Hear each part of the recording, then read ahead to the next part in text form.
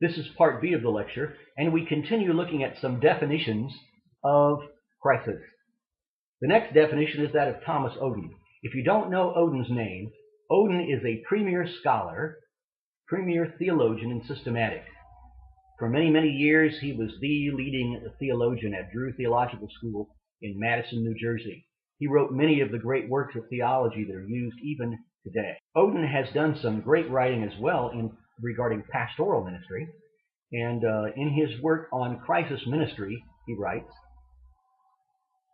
"Generally, a crisis is a turning point or a crossroad in the development of something, a crucial time, a decisive point."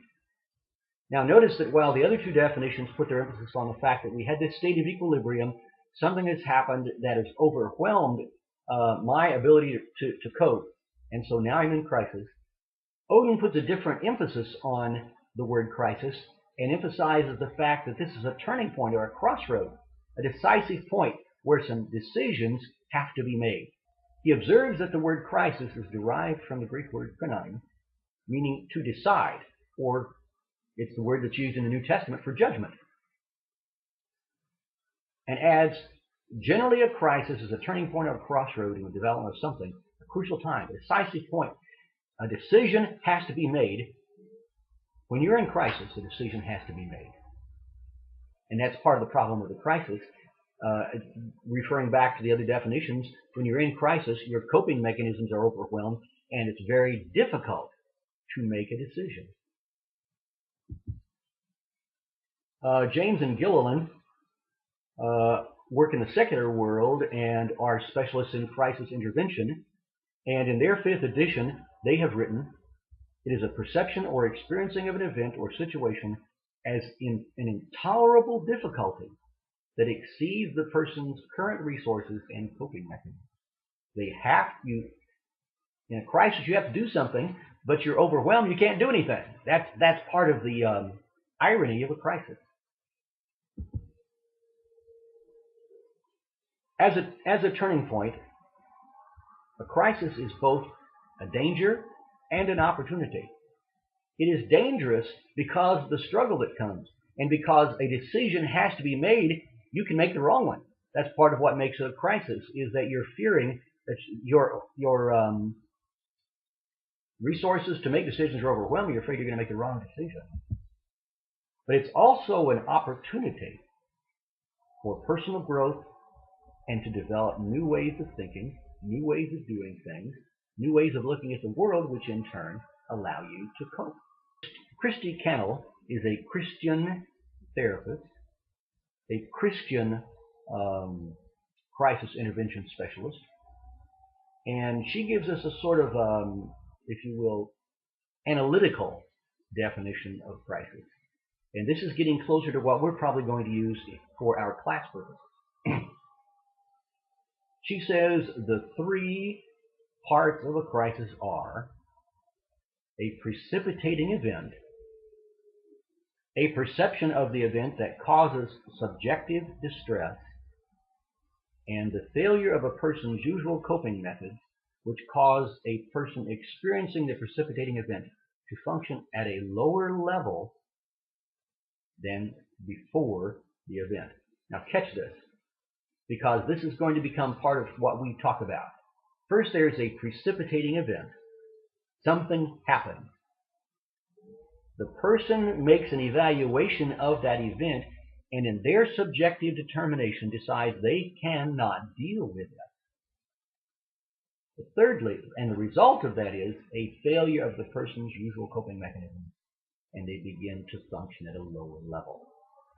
We're going to talk more about this 3-part trilogy definition, but that just shows you another perspective. Basically, this trilogy definition by Canal says that the crisis, the precipitating event, creates a state of disequilibrium, resulting in ineffective functioning. Understanding, this is key, because the understanding of the elements of the crisis gives the helper an idea of where to intervene. You've got to understand the things that make up a crisis, the 3 basic things that go into a crisis, so that you will understand where to begin to intervene and attack the problem. Is the problem with the situation that took place? Is the problem in the person's perception? Or is the problem their inability to function altogether? Any one of those three, or some combination of them actually, can be the crisis. For our purposes, we will use a bit of Canal's definition. This precipitating event,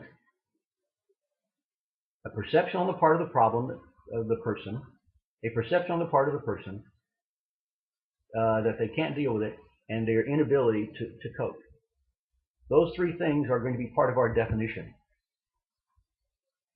Now, there are a lot of situations that can produce this kind of stress. A crisis starts with a stress-producing situation. Now, notice that I didn't say the crisis is the stress-producing situation. And that's going to be important that we understand that in a moment. We're going to talk about those stress-producing situations. Everyone experiences times when they feel upset, disappointed, or exhausted. When such feelings are combined with certain life events or situations, they can lead to mounting tension or stress. There are typically 5 kinds of precipitating events that produce the crisis. You can have community situations, neighborhood violence, inadequate housing, a lack of community resources, and inadequate educational programs.